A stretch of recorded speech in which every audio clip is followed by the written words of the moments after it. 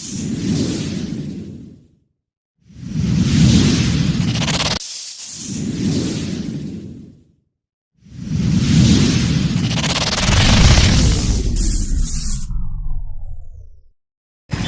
విశాఖ జిల్లా కార్యవర్గ సభ్యుడిగా బాధ్యతలు నిర్వహిస్తున్నాను. రాష్ట్ర ప్రభుత్వం ఎన్నికలకు ముందు మేము అధికారంలోకి వస్తే పట్టణాల్లో అర్హులైన పేద ప్రజలందరికీ 2 సెంట్లు ఉచితంగా భూమి ఇచ్చి 5 లక్షల రూపాయలు ఇల్లు నిర్మించుకోవడానికి ఇస్తామని చెప్పారు. 2 సంవత్సరాలు దాటింది, 3వ సంవత్సరంలోకి అడుగుపెట్టారు. ఎంతమంది అర్హులకి ఇల్లు ఇచ్చారని మేము సిపిఐగా ప్రశ్నిస్తున్నాం.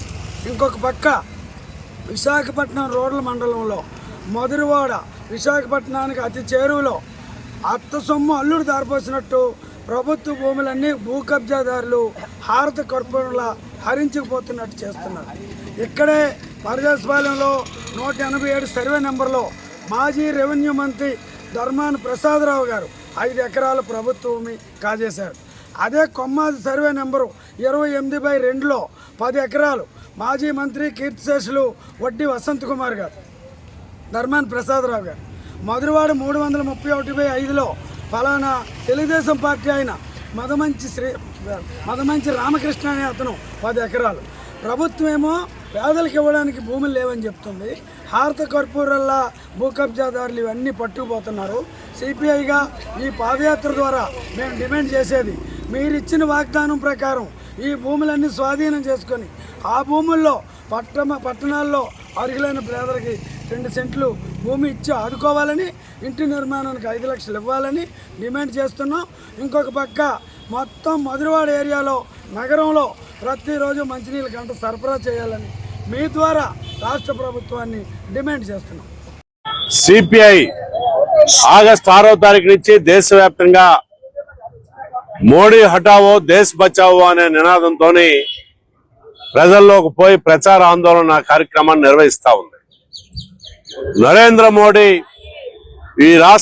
ఈ దేశ ప్రధానమంత్రి అయ్యి 12 సంవత్సరాలు అయిపోయింది. ఆయన 2014 ఎన్నికల్లో ఇచ్చిన ఏ ఒక్క హామీని నెరవేర్చలేదు సరికదా, దేశవ్యాప్తంగా విపరీతమైనటువంటి ద్వేషాన్ని రెచ్చగొట్టాడు. ప్రజలు అప్పుడు దాకా ఐక్యంగా జీవిస్తున్నటువంటి వారి మధ్యన మతం పేరుతోని విద్వేషాలు రెచ్చగొట్టి తద్వారా భావోద్వేగాల్ని మీద ఆయన పరిపాలన కొనసాగించాడు. ఈరోజు నిరుద్యోగం పెరిగింది. నేను వస్తే సంవత్సరానికి 2 కోట్ల మందికి యువతకి ఉపాధి అవకాశాలు కల్పిస్తానని చెప్పాను అన్నాడు. ఎక్కడ యువతకి సంబంధించి ఉపాధి అవకాశాలు పెరగలేదు. ప్రపంచంలో ఉన్నత విద్యని అభ్యసించినటువంటి వాళ్ళలో అత్యధిక మంది నిరుద్యోగులు ఉన్నటువంటి దేశంగా భారతదేశం ఘనతకి ఎక్కించారు. మరో ప్రధానమైనటువంటి అంశం, ఆకలి లేకుండా చేస్తాను, ఈ దేశం బ్రహ్మాండంగా అభివృద్ధి చేస్తానని చెప్పారు. ఒకవైపు ప్రపంచంలో విశ్వగురువులాగా ఆయన చెప్పుకుంటూ ఈ దేశం అంతా అభివృద్ధి చెందిందని చెప్పినటువంటి ఆయన ఈ రోజు కూడా ఈ దేశంలో 80 కోట్ల మంది ప్రజలకి నెలకి 5 కేజీలు చొప్పున ఆహార ధాన్యాలు ఉచితంగా సరఫరా చేస్తా ఉన్నారని అంటే దానికి కారణం ఏంటన్నది ఆయనే చెప్పాలి. ఆకలి పెరుగుతూ ఉంది, పేదరికం పెరుగుతూ ఉంది. కాబట్టే ఇప్పటికీ ప్రభుత్వం గత 8 సంవత్సరాల నుంచి ఉచితంగా 80 కోట్ల మంది ప్రజానీకానికి నెలకి 5 కేజీలు చొప్పున ఆహార ధాన్యాలు సరఫరా చేస్తా ఉన్నారు. ఈరోజు ప్రపంచంలో ఆకలి సూచీలో మన దేశం మొదటి స్థానానికి నరేంద్ర మోడీ ఆధ్వర్యంలోనే వచ్చింది. ఉపాధి అవకాశాలు లేవు, సంపద పంపిణీలో తీవ్రమైనటువంటి వ్యత్యాసాలు పెరుగుతూ ఉన్నాయి. నిన్ననే పత్రికల్లో వచ్చింది, అదానీ అంబానీలు ఒక రోజుకి ఎన్ని వందల కోట్ల రూపాయల ఆదాయాన్ని సంపాదిస్తా ఉన్నారో ఈరోజు చాలా ఘనంగా చెప్తా ఉన్నారు. అదే సందర్భంలో సామాన్య ప్రజానీకానికి సంబంధించి చూసినట్లయితే వాళ్ళకి రోజువారీ వేతన సవరణ కూడా గత 12-13 సంవత్సరాల నుంచి కనీస వేతన సవరణ కూడా జరగలేదు. ఈ నేపథ్యంలోనే దేశవ్యాప్తంగా అనేక చోట్ల అసంఘటిత రంగంలో పనిచేస్తున్నటువంటి కార్మికులందరూ కూడా రోడ్ల మీదకి వచ్చి ఆందోళన చేయాల్సిన పరిస్థితి వచ్చింది. మనం చూసాం నోయిడాలోని కార్మికులందరూ, నోయిడా కాదు అది గురుగాం కానివ్వండి, రాజస్థాన్ కానివ్వండి, మీరు గుజరాత్, ఆఖరికి హైదరాబాద్ లో కూడా 10-12 వేల రూపాయలు కనీస వేతనంతోనే ఇప్పటికీ జీవించాల్సినటువంటి పరిస్థితి వచ్చింది. ఇది సరైంది కాదు, మా వేతనాలు పెంచండి అని చెప్పని ఆందోళన చేస్తే ఏదో తాత్కాలికంగా 3,000 పెంచాం, 4,000 పెంచామని చెప్పని ప్రకటన చేసినటువంటి వాళ్ళు ఆందోళనలకి పాల్గొన్నటువంటి కార్మికుల మీద, వాళ్ళకి మద్దతు ఇచ్చినటువంటి వాళ్ళ మీద ఈరోజు దేశద్రోహం కేసులు పెట్టి జైళ్లలోని కుక్కి దాదాపు 5-6 నెలల నుంచి వాళ్ళందరినీ జైల్లోనే ఉంచారు, బెయిల్ లేకుండా చేస్తా ఉన్నారు. ఇది ఏ రకంగా సుపరిపాలన మీరు ఇస్తున్నారని చెప్పన్నది ఏ విధంగా చెప్పుకుంటారు మీరు? కనీస వేతనాలు పెరగలేదు గత 12 సంవత్సరాల నుంచి, ప్రజల ఆదాయాలు పెరగలేదు. ఈ దేశంలో కార్పొరేట్ల యొక్క ఆదాయాలు పైకి పెరిగిపోయి బ్రహ్మాండంగా దేశంలో ప్రపంచంలోనే చాలా పెద్ద ఆర్థిక వ్యవస్థగా భారతదేశం అవతరిస్తా ఉంది. 5వ స్థానం నుంచి 4వ స్థానానికి వచ్చింది, త్వరలోనే 3వ స్థానానికి వస్తామని చెప్పని ఘనంగా ప్రకటన చేసుకున్నటువంటి వాళ్ళు పేదరికంలో మొదటి స్థానానికి వచ్చిందని చెప్పని ఎందుకు అంగీకరించలేకపోతున్నారు?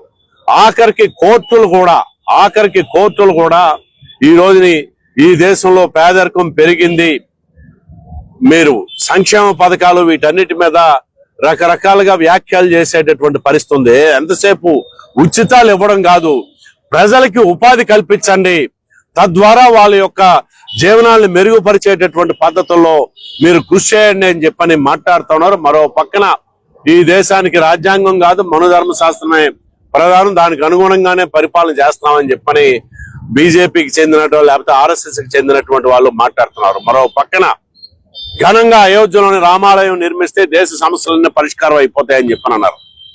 అందరూ అలాగే అనుకున్నారు. రామాలయం నిర్మించారు, బాలరాముడు విగ్రహాన్ని ప్రతిష్ఠించారు. ఆఖరికి ఇప్పుడు అయోధ్యలోని దేవుడు పేరుతో వచ్చినటువంటి చందాలన్నీ కూడా 100 కోట్ల రూపాయలు దోపిడీకి గురయ్యాయని చెప్పన్నది వస్తే దాని మీద అక్కడ యోగి మాట్లాడు, ఇక్కడ మోడీ మాట్లాడు. దేవుడి పేరుతో కూడా ప్రజలను దోచుకునేటటువంటి పద్ధతుల్లో ఈరోజు నరేంద్ర మోడీ ప్రభుత్వం, బీజేపీ పరిపాలన చేస్తా ఉంది. మరో పక్కన పేపర్ లీకులకు వ్యతిరేకంగా ఉపాధి అవకాశాలు పెంచాలని చెప్పని దేశవ్యాప్తంగా విద్యార్థులు, యువత రోడ్ల మీదకి వచ్చి ఆందోళన చేస్తే వాళ్ళ మీద కర్కశంగా పోలీసుల్ని ప్రయోగించి అణిచివేయడానికి ప్రయత్నం చేశారు.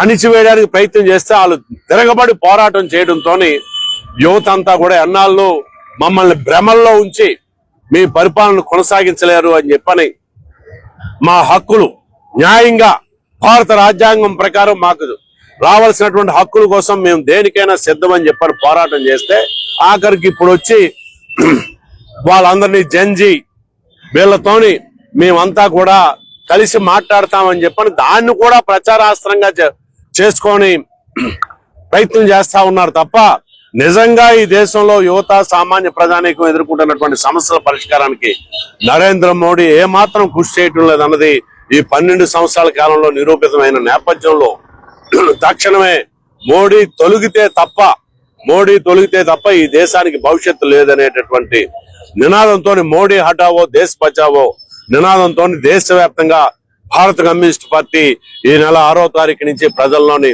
ప్రచార ఆందోళన కార్యక్రమాలు నిర్వహిస్తా ఉన్నాం. దీని ముగింపుగా సెప్టెంబర్ 1వ తారీఖుని ఢిల్లీలోని రామ్లీలా మైదానంలోని పెద్ద ఎత్తున లక్షలాది మందితోని ర్యాలీ నిర్వహించడం ద్వారా అక్కడ ప్రజల యొక్క ఆగ్రహాన్ని ఢిల్లీకి చేర్చడమే కాదు, భవిష్యత్తులో కూడా ఆ వైపు మిగతా కలిసి వచ్చేటటువంటి శక్తులన్నింటినీ కలుపుకొని మోడీ గద్దె దిగేదాకా ఈ పోరాటాన్ని కొనసాగిస్తామని చెప్పని తెలియజేస్తాం.